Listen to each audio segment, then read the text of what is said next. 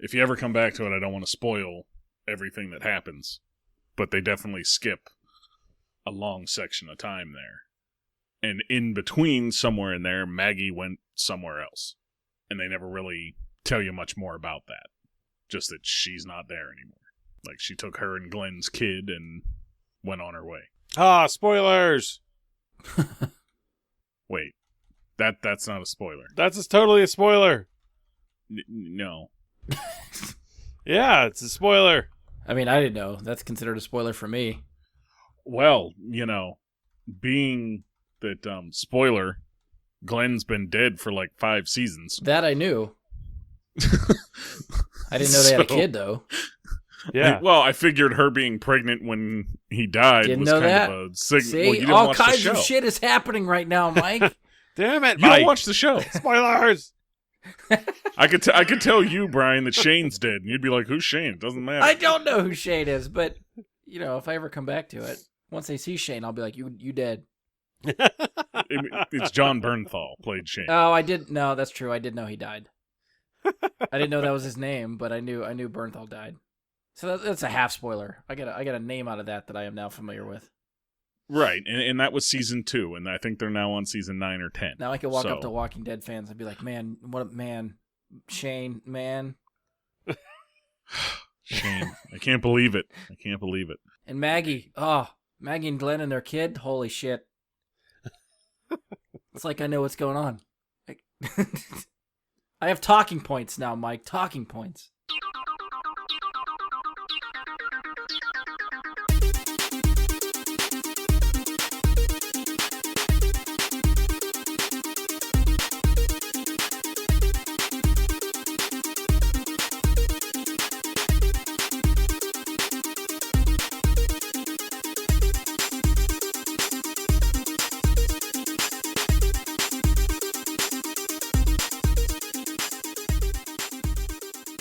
Hello and welcome to another episode of Bry Guy and his Super Friends. I'm your host, Brian Labick. Joining me for this episode is Andy Stoles.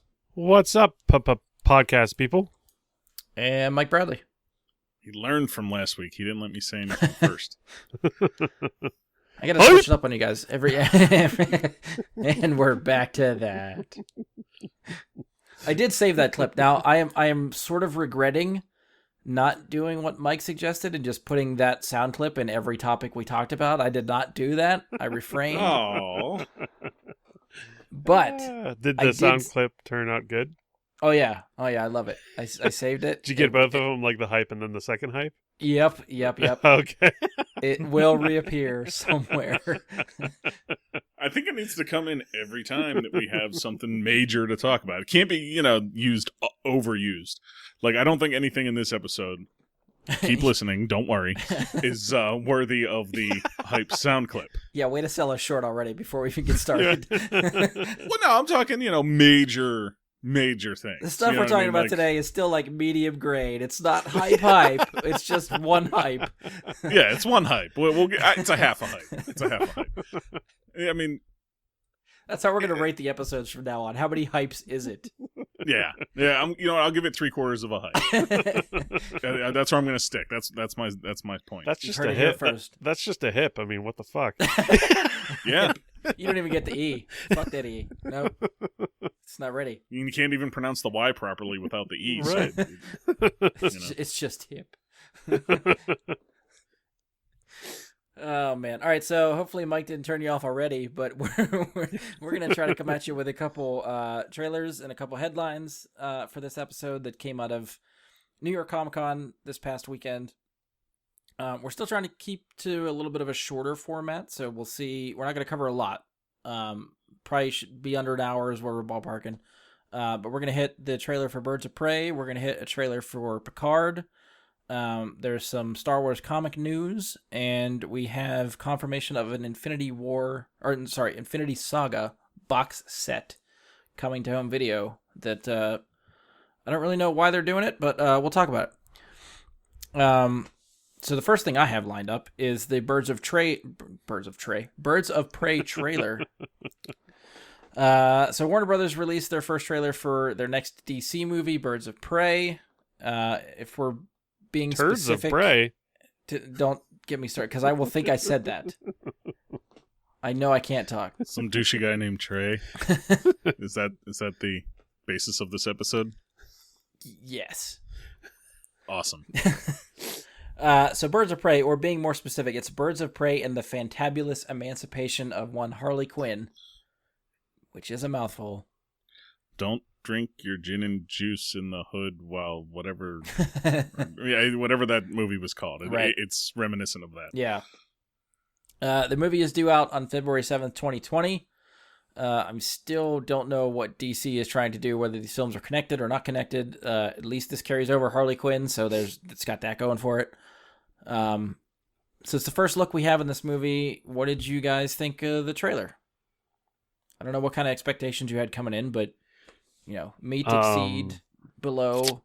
I have no idea what the fuck is going on in this trailer. So it's just a whole bunch of Margot Robbie being really good at being Harley Quinn. Yeah. Which is enough to sell a movie, I think.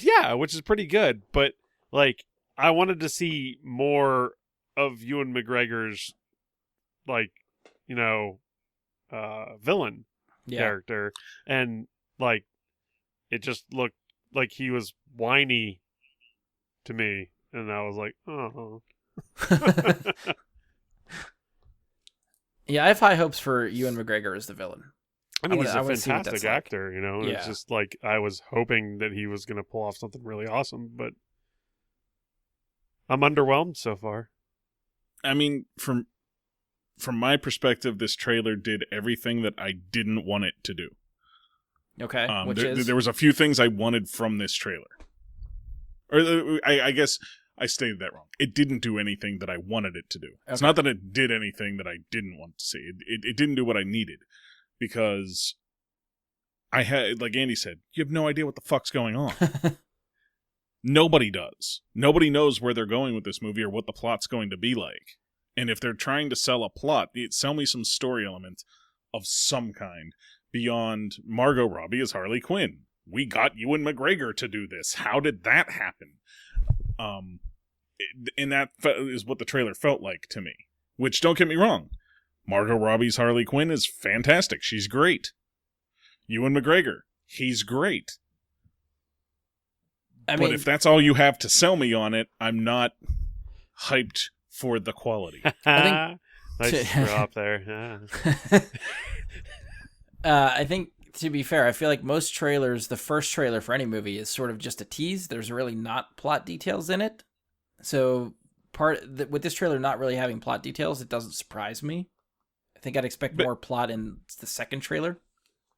I just feel like for this movie specifically, where we have no idea where they're going, we need more. This is not... See, I'm almost trying to think of Star Wars or the next Marvel movie where I don't need sold on what you're doing here. Right, but I think these bigger movies, which this is going to be one, the bigger tentpole, AAA blockbuster type of, whatever you want to call it, type of movie, you're going to see at least probably 3 trailers for this thing. So they know that they have to just slowly ramp up their marketing. And every movie I feel like that falls under that umbrella usually just teases with a first trailer, second trailer's plot, third trailer's when it gets spoilery because they're really trying to get people in there. Yeah, that's when we found out about Doomsday and oh yeah, what else? Yeah, DC I guess is notorious for spoiling stuff in their trailers. Oh yeah, it's horrible. I mean, for me, I'll still stick with wanting more, but I feel like I'm not sure why they didn't just make this a Harley Quinn movie. Yeah, the trailer leans heavily on Harley Quinn. Well, and even if it wasn't going to, she can carry a movie. Yeah. Like, the character is interesting enough. Margot Robbie's good enough at doing this. They could have had an entire movie on this. Now, throwing all these other extra characters in with her, I think is going to end up distracting from the performance she could deliver and the story they could tell. I think they're trying to throw too much in all at once. Yeah, I think that's what I'm... Sorry, Andy, go ahead. It sort of feels like Suicide Squad 2. Kinda. Okay. Yeah. Yeah, because Just different people. I'm Yeah. thinking like it's hard to tell from the trailer if this is actually like an ensemble movie or if this is a Harley Quinn movie with friends. Right. Yeah. Now, I don't really know much about the Birds of Prey, but are they actually like a, superhero group or anti-hero group? Like, is there a comic series called Birds of Prey that you can like pick up and maybe get a clue as to what's happening here? I don't know. Yes, but I think the team is different. Okay. Yeah, I was gonna say I don't think Harley Quinn was ever part of the Birds of Prey. Yeah, because it was like Catwoman and Poison Ivy. Huntress. Okay. Yeah, the crossbow lady. Yeah. Yeah. Which is Josh's selling point. That's Mary Elizabeth Winstead. She's awesome. She's awesome, and I'm down to see that. But yeah, I feel like I don't know. I am not as hyped for this as I would be for a straight up Harley Quinn movie. Okay. Like I don't know. Like I feel like it should have been two separate things, but they tied the Birds of Prey and Harley Quinn movies together for some reason. Yeah, I don't know if it's weird too because you know Harley Quinn is bankable, so I don't know if why they didn't think like she could sustain her own movie or this is just another way to try to incorporate other characters that wouldn't otherwise be in a movie that they are trying to piggyback off of Harley Quinn. Yeah, I don't know. Sometimes superhero movies try to like introduce too many characters, too many superheroes at the same time, and I think it could have potentially crippling effects for said movie. Oh yeah. Like when, you fight too many, like there's one superhero and you fight like 4 different rogue gallery villains and you're just like, this is just too stupid. Spider-Man 3. Hey, there you go. So I'm really hoping it's not like one of those just like, let's throw all the characters we can at the wall and see what happens. Yeah. I mean, I think the gold standard for introducing new characters was set in the very first MCU movie. How they introduced Rhodey, how they had him, they didn't have to make him War Machine at that time. It was, here's the character, this is him, he sees the suit, next time, baby. And then, yeah, okay, we get Don Cheadle instead of Terrence Howard. But it was still, to me, the best way to introduce it. You built him up as a character without the superhero. Yeah. And then you let him form into that in the next movie. Almost any of the DC movies that they've made recently are all just like hitting the ground running. There's no really origin story. These heroes are there. They are in costume and they're ready to go. So you don't get a lot of that buildup. Right. And I think that's part of the problem. For sure. Yeah. For folks who read the comics and have a lot of love for these characters, yeah, they're getting to see what they want. They're getting that instant gratification. But for your general movie-going audience that they have to rely on to provide them with a sustained box office revenue, they're not doing as good of a job at telling the stories of all these characters. So, I think what you got in Suicide Squad for Deadshot was great. They started to tell his story, and then they left it off, and Will Smith won't come back, and now they're... Okay, but then they did the same thing with Harley. They told her story as an intro story. Suicide Squad was a good jumping off point for those two characters to go on their own. Yeah. And now they're doing the same thing to Harley again. And I think that's what I'm struggling with. Yeah. You've introduced her, you've got us there, you got us sold on the character, and now you're going to jumble up a bunch of other stuff in with her again. I'm trying to think, too. Are there any DC movies that are actually, straight-up origin stories? Yeah, I'm only thinking, Wonder Woman and maybe Shazam are the only two that I can really think of. I guess if you want to go as far back as Man of Steel. Yeah, Man of Steel. I mean, Aquaman a little bit. See, Aquaman, it wasn't really origin, though. He's coming off of Justice League after that one, which is basically him already being Aquaman.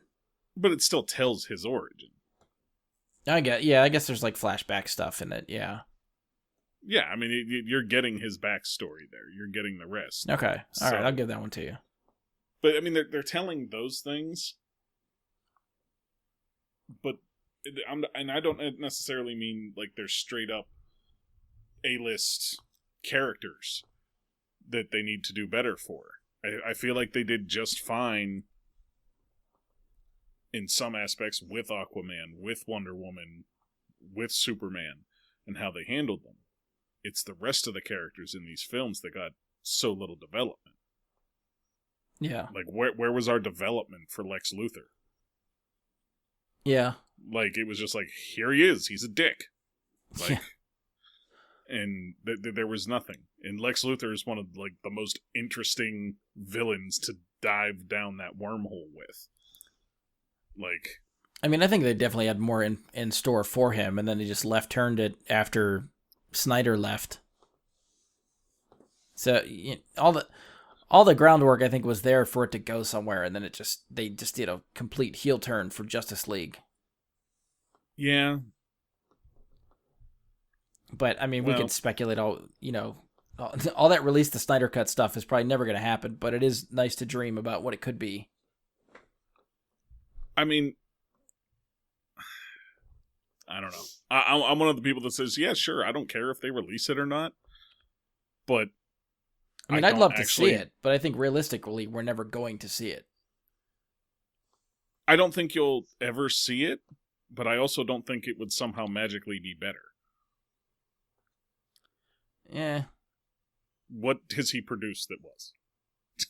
I mean, I don't want to get into that argument again, but I'm not a big fan of Zack Snyder. You know this, and for me, it just draws from everything the guy's ever done was somebody else's, and he just brought it to the screen. He doesn't do his own original content ever, and I struggle with that. I feel like Ian's going to fight you for going after his close personal friend, Zack Snyder. Yeah, bring it on, Ian. Let's do it. All right, bringing it back around to the trailer. What do you think of like the style of it? It feels very bright and flashy and saturated. I don't know if I dig that or not. I can't tell. Yeah, yeah. It felt that way. I mean, go ahead, Andy. I don't have anything to say. Neither do I. It seemed choppy. Okay. You know, like they took a whole lot of short snippets of stuff and like put it all jammed it all together. Yeah.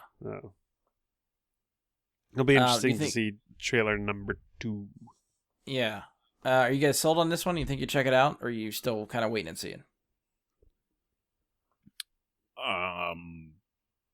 Unless something really, really, really good comes in one of the trailers, I'm probably waiting for watching it at home at some point. Okay. That's Andy? sort Although it of is where coming out I'm in leaning February. as well. Okay. Yeah, I'm on the fence as well. I don't think this trailer did enough to sell me on the movie. I mean, I want to see what happens to Harley Quinn. I really want to see Ewan McGregor's villain, Black Mask, in this and see what he does.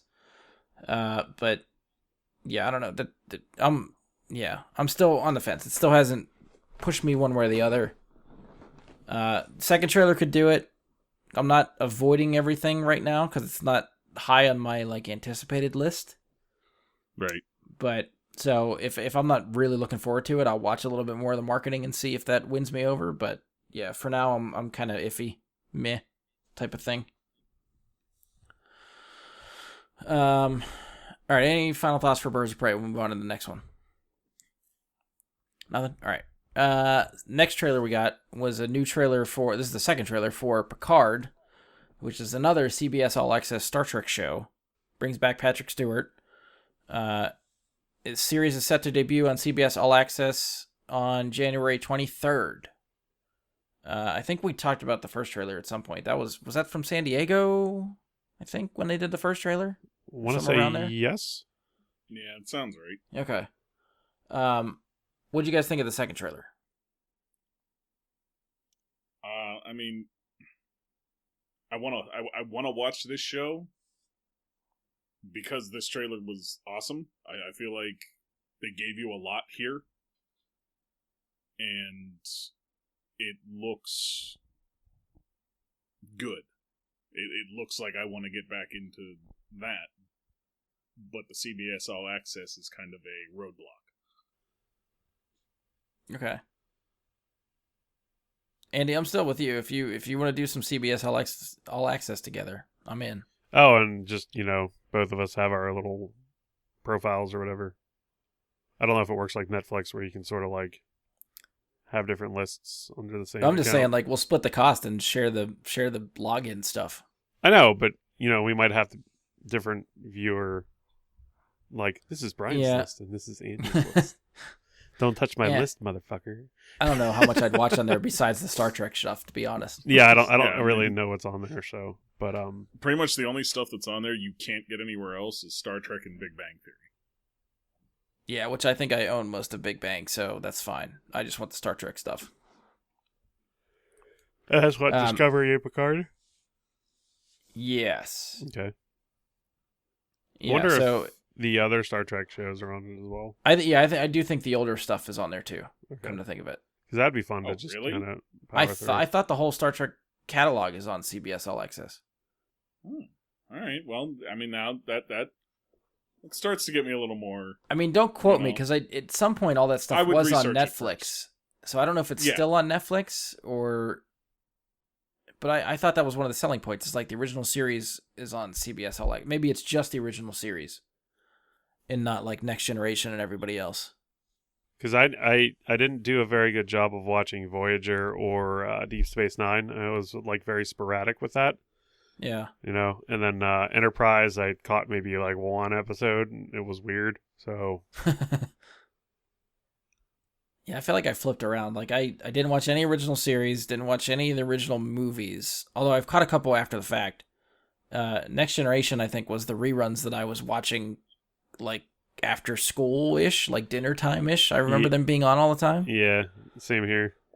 So I know I watched Next Generation. When Voyager premiered, I was into Voyager for a good while. I think I watched most of that show when it was on. I skipped Deep Space Nine, even though a lot of Star Trek fans have told me that is the best one out of every one. I've also heard that, but it just seemed like boring. Like, you mean they're not going anywhere? They're just a fucking space station? This is stupid, like. Yeah, I want to be on a ship going places, not right. They're coming to us. I think that was my maybe not that same tone and voice, but that was my reservation as well. Wow. I feel like we just insulted like every Star Trek fan that's going to listen to this show. No. We lost our one Trekkie. Trekker. No, I wasn't trying to insult anybody. Just like, I just felt that was like the writers, like, how about instead of them exploring, we have the shit come at them? Yeah. That sounds cheaper. Yeah. Perfect. Approved. Yeah, that is one I'd like to dive into because, like I said, I have heard good things about Deep Space Nine. Enterprise, I think I watched a little bit of the first season and then kind of fell off. I don't know why. Maybe it was at the point where I was getting a little bit older and didn't like the high school years when you don't really want to talk about that stuff, but you still kind of might want to watch it, but kind of grew out of it for a little while. I don't remember what else was. So with Voyager, because I was into Voyager, seeing 7 of 9 in this trailer and Jerry Ryan, I get real excited about that. Oh wait, calm down. She was calm great. Down. You apparently have never watched Voyager. You know why I'm getting real excited. Hey, when she's blasting shit there at the end of that trailer, that's pretty awesome. Fucking right, yes. Yeah, and then even like, not that I felt like I was a very big Next Generation fan, even though I watched a bunch of the reruns and stuff, but even just seeing Riker come back in this trailer that was cool. Was a big, like, awesome moment. And Data. Yeah. Seeing them bring people back, I mean, part of me was hoping Will Wheaton would show up. I mean, I think there's still time. I wouldn't be surprised if you see most of the Next Generation cast pop up here and there. Not a lot of them are up to anything. Fair point. Which is why they should totally pop into the show. Yeah. I mean, other than this, Brent Spiner's done what recently? Independence Day 2? Yes. Random appearances on Big Bang, I feel like. Oh, okay. I thought they ended that show, though. I mean, yeah, but I know he's guest starred in past seasons. I don't know about recently, but... Oh, okay. But yeah, like it just, and he probably has had more to do than most of them. Yeah. So. Yeah, without digging through IMDb's pages for everybody, I'm not sure what everybody else has done. But yeah, I mean, hey, it's like it looks very good to me. Like it enticed me more than Discovery did. Okay. Like Discovery, it was Jason Isaacs is, I'm a big fan of his, so that was, like, oh, but then I gotta pay all that for it, which... How much is it a month? $10? $15? I want to say $10. And you can probably buy the DVD set for $20 or $30. Yeah, I think I got... Right. Yeah, we talked about that before. I did pick up the first season of Discovery on Blu-ray for like $19 or $20 or something. I keep waiting for the second season to drop a little bit more, but I do want to check out the second season. Right, I just mean like that being the only reason I would have CBS All Access. I would rather just wait and let you buy them and borrow yours. Right, fair enough. Or just buy them. You know what I mean? Just pay $19 instead of paying $120 a year to have the service. So just to point out too, there was a trailer for the third season of Star Trek Discovery. But since I only watched the first season, these guys have not watched Discovery. I didn't want to dive into that and talk about the trailer because none of us know what the fuck's going on. Yeah, spoilers. Plus, yeah, another thing too, if I ever catch up to the show, I don't want the trailer to spoil stuff that's going to happen in season 2 that I have yet to watch. So for trying to stay spoiler free, and we didn't really have too much to contribute. So that's out there if you want to see it. But we're not I see what you did there. Out here. There, Star Trek. I wasn't intentional, but I'll take credit for it. But yeah, back to Picard. I think Picard, I'm with Mike. I think it does interest me more than Discovery. And maybe just the potential for what it could be really interests me. Because first season of Discovery, I still think is really fucking good.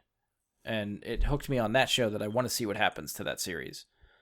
But yeah, it is enough to get me to want to try CBS All Access. I don't know if I'll bite the bullet when it comes out.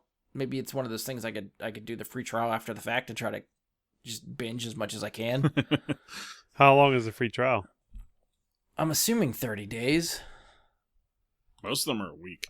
Watch, the show probably lasts for 12 hours total, and they'll give you like 11 hours.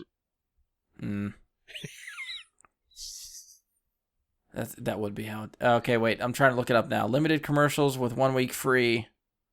Oh, wait, that's not the free trial. That's just pick a plan. Limited commercials, 1 week free, $6 a month. It's only $6 a month. Commercial free, but you get commercials. Commercial free with 1 week free is $10 a month. Okay. Yeah, I wouldn't want the commercials. Fuck that. So I guess it is a 1 week trial period, it sounds like. Not 30 days. You get through 2 seasons in that time. Yeah. You would do literally nothing else. But yeah. You gotta dedicate. Yeah. Yeah, I mean, you have the ability to time it for when you want to do it. So that week that you have nothing after work every day that week, be like, fuck it. I'm watching I'm watching 2 seasons. I'm catching up. That'll be my staycation. Yeah, there you go. Yeah, so we'll try to report back, I guess, if any of us catch it when it's out or shortly after it's out. Otherwise, I think maybe this might be one, like Mike said, that we catch up on after the fact, like when it's on video somewhere when they're selling it. But for anybody listening, if you guys actually start watching the show and have CBS All Access and start watching it when it comes out, feel free to comment on the Facebook page or Twitter. Let us know what you think, because I am curious. Not to the point where I'm going to go start reading reviews, because I don't want the reviews to give me spoilers. So just general yes or no, it's cool type of thoughts. That's kind of what I want to hear. Any final thoughts from you guys from the trailer? No, not from me. All right. A couple headlines we'll try to cover. The one I have for the Marvel Star Wars comics. So at the end of August, Marvel announced that they are ending the current ongoing comic series, which is just simply titled Star Wars. If you followed along with that series, it was telling stories that happened between A New Hope and Empire Strikes Back. And then next month in November, that series is finally coming to a close. So that's going to finish with issue number 75. And then after that, they're doing a one-shot comic, Star Wars Empire Ascendant. That releases in December, and that's basically like an epilogue to that 75-issue series. Now, news out of New York Comic Con is saying that all of this has been leading to a relaunch of the main Star Wars series, which is coming in January. It's going to restart with Star Wars #1, but this time it's going to tell stories between Empire Strikes Back and Return of the Jedi. So for all you fans of the old Star Wars canon, this is right in the gap when Shadows of the Empire took place.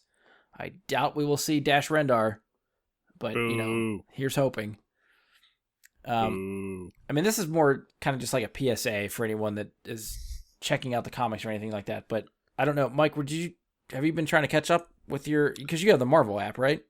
Yeah, I'm about, I want to say Star Wars, I'm on issue 30 something. Okay. And Darth Vader, I'm at issue, same thing, like 30 something. Gotcha. Same good. Okay. Like they have it listed in the app as in comic event.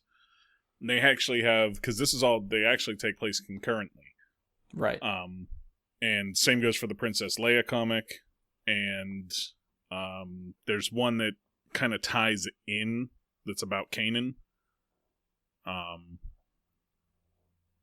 And they have it all listed there for you in like a reading list order to how, like, where to read them all. Gotcha. Right on the app. So I've been doing that, and of course the Leia comic does not have as many issues as the Vader and Star Wars series. I think the Star Wars series has the most. Yeah, I think there's a lot of them had like 5-issue series. Like Lando was 5, Leia was 5, Han Solo was 5, Kanan was 5. Darth Vader, I think, made it to 25. Okay. But they just started another Darth Vader series. Like, there's 2 Vader series. There's one that's just Darth Vader, and then there's Darth Vader something.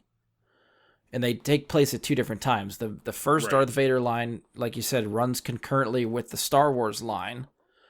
And then I think the second Darth Vader comic was more like him post Revenge of the Sith. Starting to find his footing and that kind of thing. Starting to become Vader. Right. Like Vader Year 1 type of thing. Yeah. Which I haven't read that one. I did get through the majority of the first Darth Vader run. And I probably have like 20, 25 issues of Star Wars that I got through. Which was good. I couldn't keep up with the comic and just fell behind, and then I got so far behind that I was like, it's too late. I'm done. I'm out. I mean, what I try to do is I just read a few every night. Like, just a couple. Even if I just get through 2 comics. They're quick reads. Yeah. Today's comics should take you 5 to 10 minutes to get through a comic. Yeah. And getting in 1 or 2 a night, just trying to catch up, it's not that bad. As far as like the quality goes, yeah, they're good stories. I like where it's going. It tells that there's some interesting story threads that they explore. With Vader and Afra. Yeah. There's some definite interesting stuff going on there. And she got her own book too. Dr. Yes, Afra. that's just recent, isn't it? Within the last year, I think. Yeah, like it wasn't. She was enough of a cool character. Yeah. That they were like, you know what? Let's spin this off on its own. And I mean, personally, my favorite character so far in all that I've read is the Wookiee bounty hunter. I'm not even going to try to pronounce its name. Yeah. The Wookiee bounty hunter that pals around with Boba Fett is fucking awesome. Because it's just like that antithesis to Han.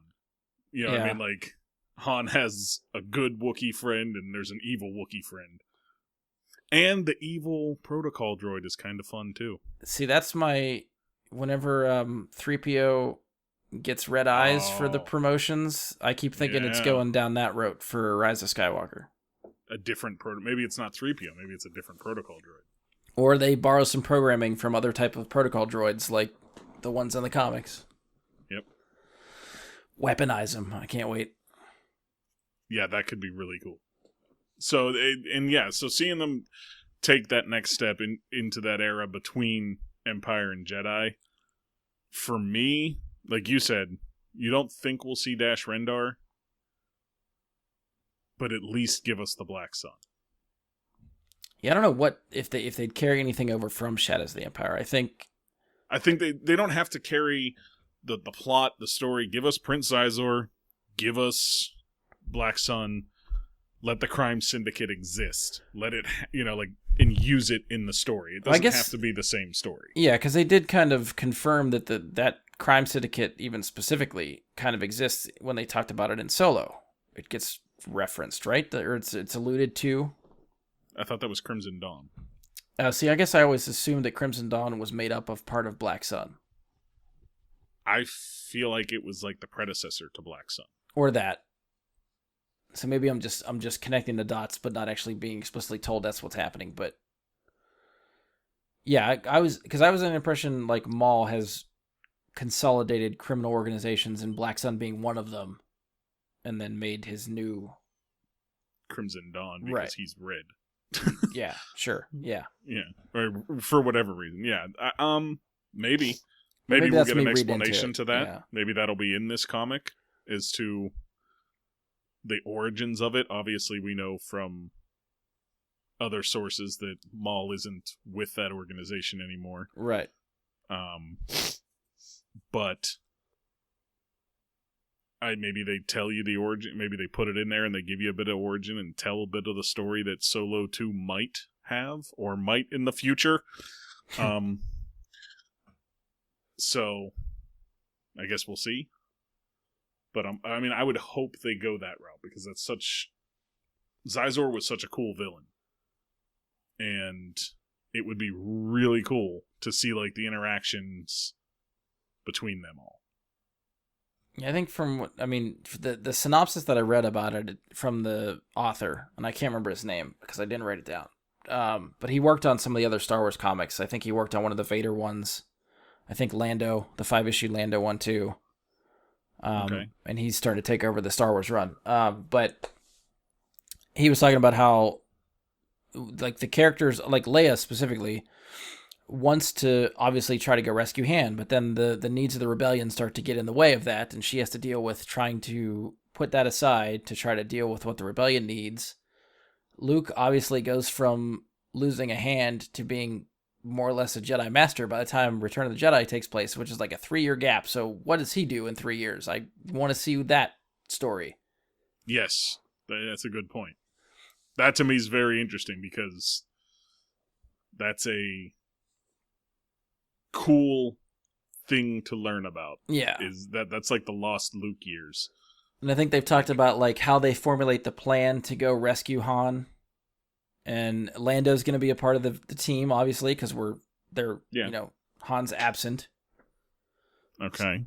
So it seems like a cool dynamic, and even just the cover. I don't know if any of you saw the cover. No. I can try to find it, but just the cover looked cool too. Just that style and that era of Empire Strikes Back. I don't know. It strikes a chord with me. There's a lot they could do there. And maybe we'll get spin-off comics like this one had, where they did the Lando and Leia series and things. Maybe we get something similar. Yeah, which could very well. It just could be another launching point for whatever else they're trying to fill in the gaps and all that stuff for that time period. But just same way with like the first line of the Star Wars comic between New Hope and Empire. It's like there's a finite amount of time there, so the comic obviously can't go on forever if this is supposedly canon. Yeah, I mean, the only thing they could do to make it last longer is expand who they're telling stories about. Right.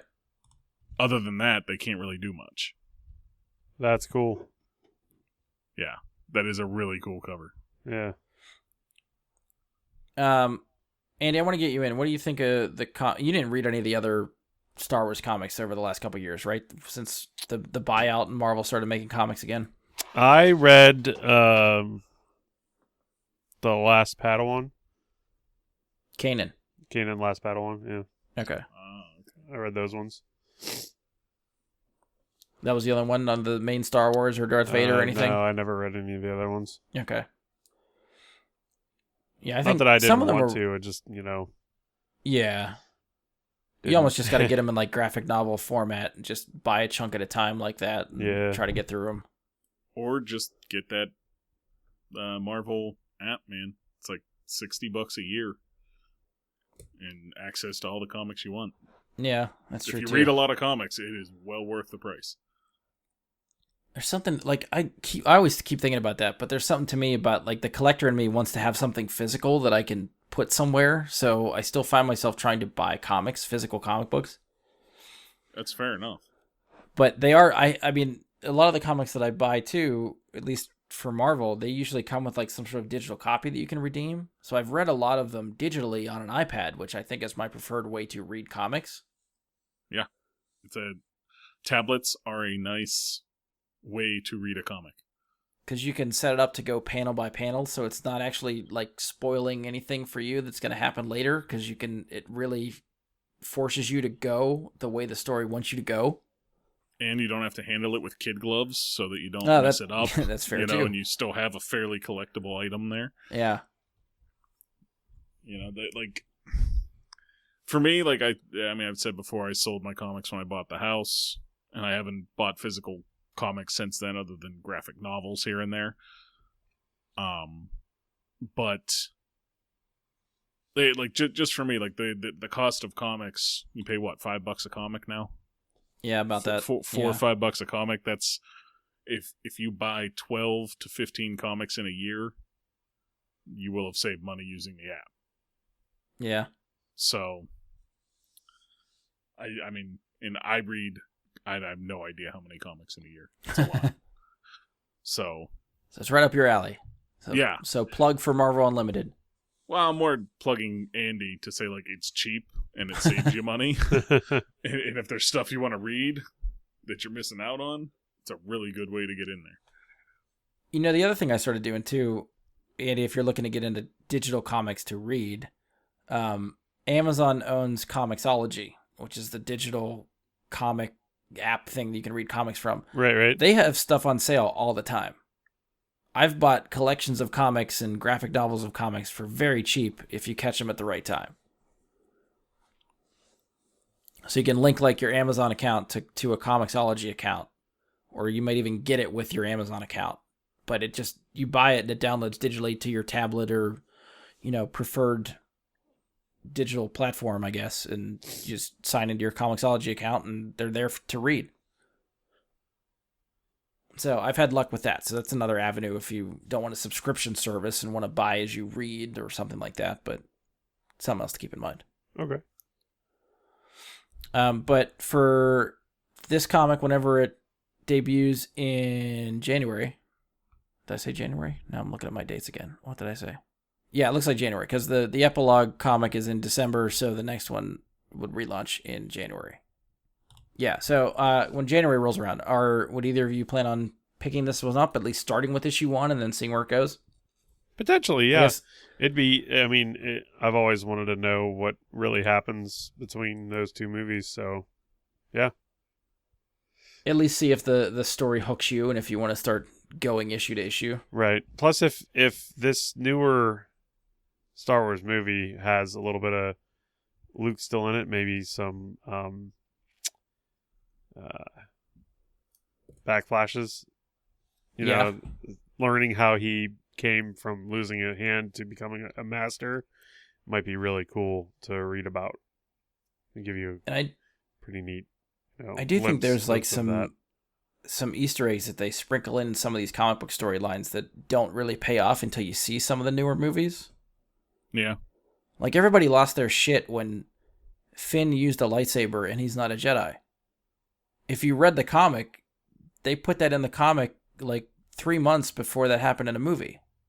Han, Chewie, Leia, Luke, they're all using lightsabers. So, like, it's sometimes it's teases to things to come, but you don't realize how it pays off until you see it happen somewhere else.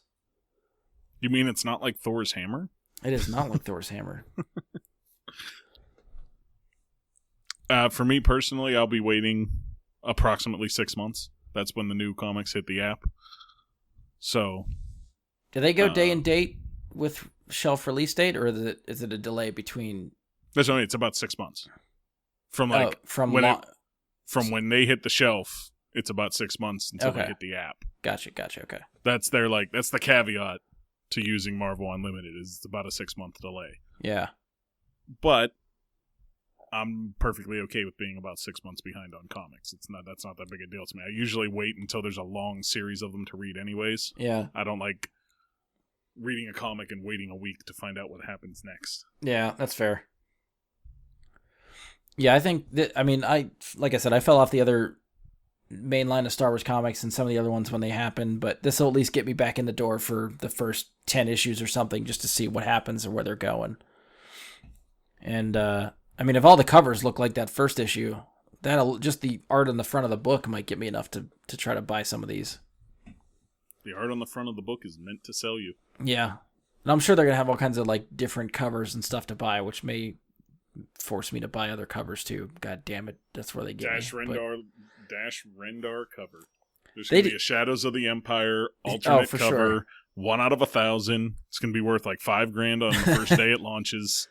Well, you know what they did with the main Star Wars line? Well, even actually the other lines too, is they were doing action figure covers where it looks like the carded action figure is the cover of the comic book. So I was getting a lot of those for a while too, but if they make a Dash Rendar carded figure cover for the comic, that'd be sweet. Even, just to tease you, he's not actually in the comic. We're never going to use him again. He's never going to be referenced, but here he is on the front of the book. I mean, he was just a Han Solo clone, but damn it. Oh, yeah, for sure. I would still want to see them cast Dash Rendar and go with it. Like, just go with a Dash Rendar movie, damn it. Just for shits and giggles. Maybe he'll pop up in The Mandalorian. I want to see the Outrider. Just show me the ship. Yeah, don't even mention it. Yeah. Just show the Outrider, just passing by somewhere in Mos Eisley. Oh, I love that ship. I know it's hidden away. Isn't it hidden away in A New Hope? It's leaving Mos Eisley as they roll in. Yeah, there was a scene they added. Yeah, the special edition stuff. Yeah.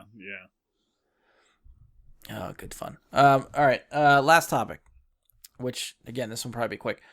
So for anyone holding out to purchase all 23 movies of the Marvel Cinematic Universe, you are in luck because Marvel reviewed the box set you've been waiting for. The Infinity Saga Collector's Edition features all 23 movies in the MCU for both 4K and Blu-ray. It features a letter from Kevin Feige, a lithograph, a bonus disc that you can't get anywhere else featuring never-before-seen content, and it will be a numbered limited edition set. Best Buy is currently listing the release date as November 15th, and it's said to cost $550. Is that for 4K? Or is that for Blu-ray? 4K and Blu-ray. I think you get a disc of both for each movie. Oh, okay. So it's not separate packages. Right. It's just one that has both in it for $550. Yes. Now, it looks really cool all together, like the artwork bundle and everything. Like the spines of the book, or the spines of the movies, whenever you put them into the set, make like a big picture of Thanos and like the Avengers underneath him and stuff like that. So it looks really cool together. But seriously, who is this bundle for? That I feel like that's my main question.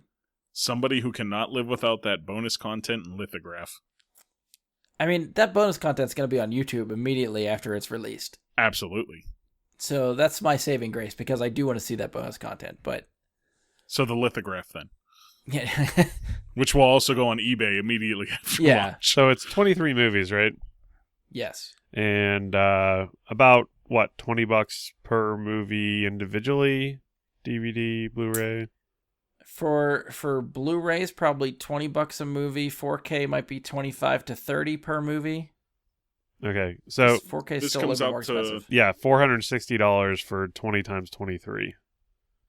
Well, if you just divide the 23 movies, it's $24 a movie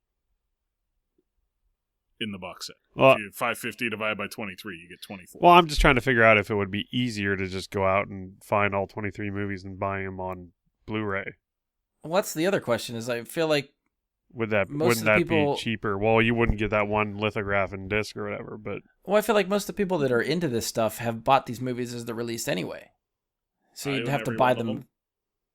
Yeah. So, like, I can't speak for Josh because I know Josh has held off for the sets of the phases. So Yeah. he has a set for phase 1. He has a set for phase 2. He's been waiting for what set they do for phase 3, which they haven't announced. I think I And saw something that they said they're doing a set, but they haven't officially shown it or anything yet. okay, well that'll make him happy because I seen that they did a bundle for just the straight Avengers movies. You can get all 4 Avengers movies in a bundle, and now they have the entirety of the MCU in a bundle, but nothing specifically for Phase 3 yet.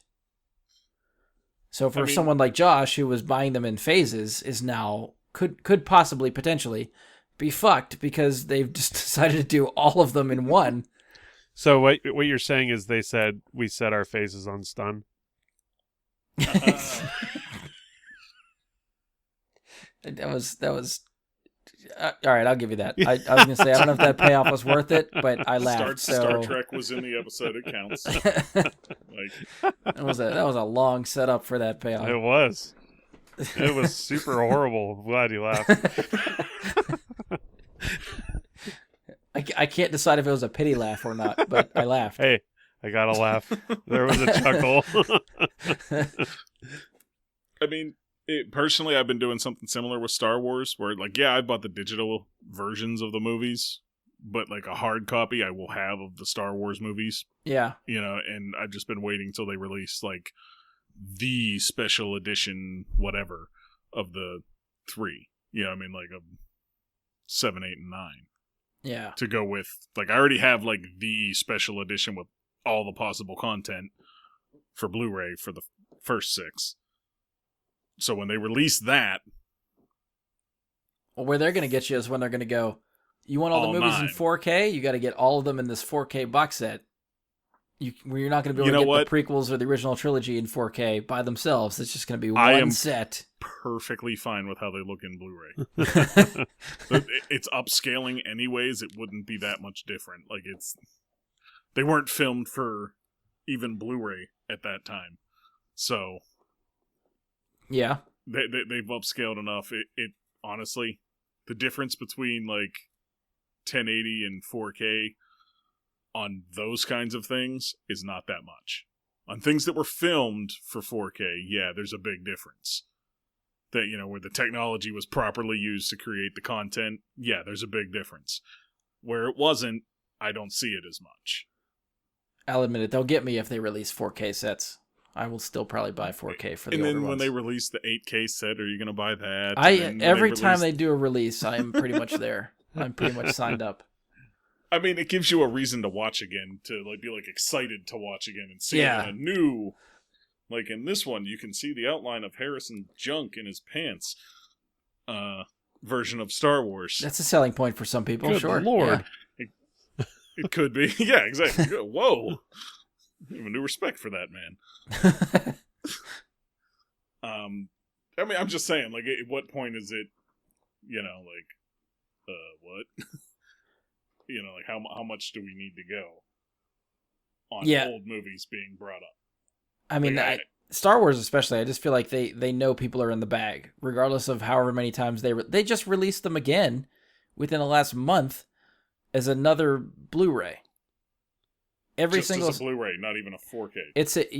It's a Blu-ray, but each of them now come with a digital copy. Before you had to get strictly Blu-ray, or you could buy them digitally. Now they're bundling a Blu-ray and digital copy together, but they went through all the Star Wars movies and re-released them again. Can I get the money back for the Blu-rays I have so that I can get the Blu-rays and digital copies? I mean, you can try, but... Yeah, I mean, it's not going to happen. That's what I mean. Like, I feel like they know everybody would just... Okay, to be fair, as I'm saying this, I have not went out and bought all of these other re-releases that they just did, because I'm kind of holding out hope for some sort of 4K re-release for all of these that will then come with a digital copy, and then I'll buy them. I mean, but they're already selling 8K TVs, so you may as well just wait. I know. Well, yeah. But then that requires more upgrading. I at least have the tech for 4K right now. I mean, you're getting the next Xbox in a year from now. By then, that's probably when this stuff will start. Yeah, maybe. I don't know if I'll get it day one. I'm just wondering, like, what are they going to come up with next? Like, so it started out as high definition, and then it went, well, that's 720p, and now we got to go up to 1080. And they needed a term to differentiate there, so they started calling it Full HD. And now we have Ultra HD and 4K. Yeah. Mega HD. Mega.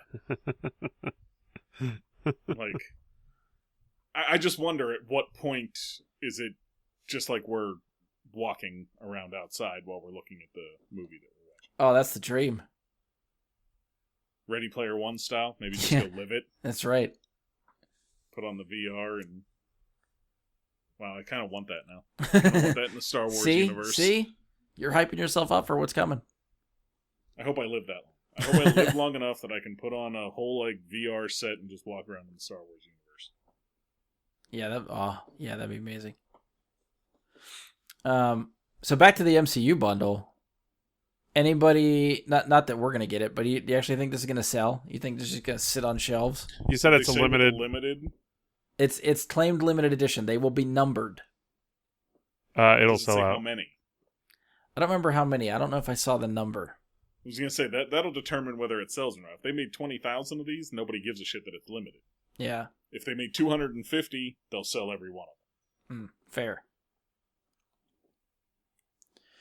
Yeah, I don't know if that would take a little bit more research, I guess, than I did.